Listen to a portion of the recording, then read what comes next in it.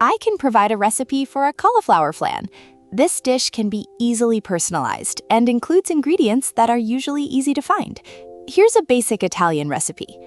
Ingredients: 1 medium cauliflower, 3 large eggs, 100 grams of grated cheese, parmesan or pecorino, 300 milliliters of béchamel sauce, salt and pepper to taste, nutmeg optional, butter for greasing, breadcrumbs for dusting. Preparation: preheat the oven to 180 degrees Celsius.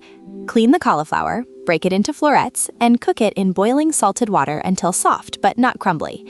Drain the cauliflower well, and if you prefer a smoother consistency, mash it with a fork or use a mixer.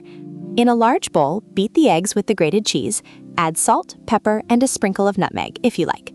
Combine the cauliflower with the eggs and mix until a smooth mixture is obtained. Slowly add the bechamel sauce to the mixture, continuing to stir. Butter a baking dish and sprinkle with breadcrumbs, then pour the cauliflower mixture into it. Bake the flan for about 30 minutes or until the surface becomes golden brown and crispy.